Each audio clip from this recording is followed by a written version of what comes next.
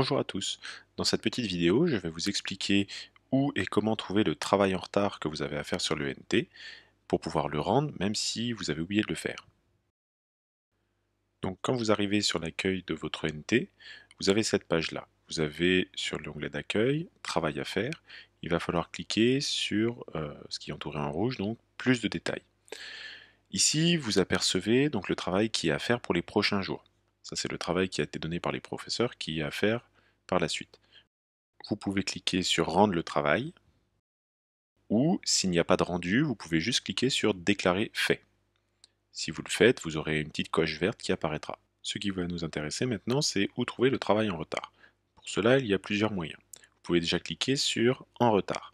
On voit ici qu'il y a deux travaux en retard, un en art plastique, un en français, qui datent du 27 janvier et du 1er décembre. Donc ici déjà vous pouvez trouver une partie de votre travail en retard, vous pouvez même le filtrer selon les matières, au niveau de la zone entourée en rouge là. Vous pouvez aussi trouver des corrigés, et surtout maintenant ce qui va nous intéresser, c'est comment trouver le travail en retard qui n'apparaît pas dans l'onglet en retard, quand il est trop ancien. Pour cela, il va falloir cliquer sur tout, et là vous avez tous les travaux qui ont été donnés sur l'ENT par tous les professeurs depuis le début de l'année. À ce moment-là, pour trouver votre travail en retard, il va falloir filtrer par matière.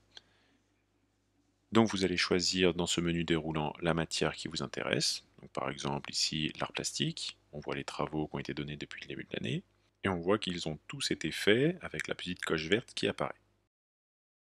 Donc il est aussi possible de rechercher des travaux par exemple en EPS à distance, et on voit ici du coup que les travaux n'ont pas été faits, les travaux n'ont pas été rendus, il n'y a pas la petite coche verte.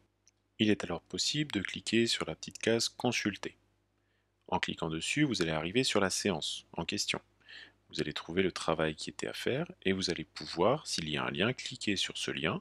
Donc là, nous avions deux exercices possibles, les muscles partie 1 ou une séquence de renforcement au choix.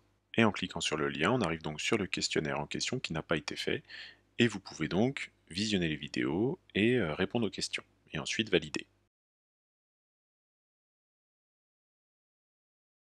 Il existe aussi un autre moyen de retrouver le travail à faire, c'est en cliquant sur Emploi du temps. En cliquant sur Emploi du temps, vous allez arriver sur votre emploi du temps de la semaine. On voit que sur ces emplois du temps, selon les matières, il y a par endroit des petits rectangles qui sont colorisés.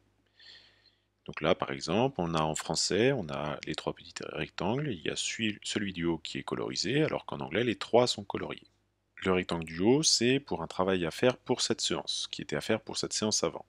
Le rectangle du milieu, c'est le contenu du cours qui a lieu pendant la séance, et le rectangle du bas, ça va être un éventuel travail à faire après la séance. Donc en cliquant sur une séance, par exemple l'EPS distanciel du lundi, on retrouve ici un travail à faire à l'issue de la séance. On peut cliquer sur consulter la séance et on retrouve ici le travail qui était à faire pour ce jour-là.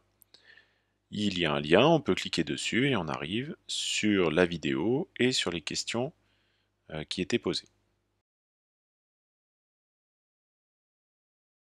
Voilà, vous savez désormais où trouver votre travail à faire, où et comment trouver le travail qui est en retard. Vous avez plusieurs solutions pour cela.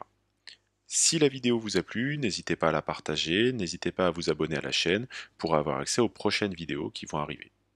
Bonne journée à tous!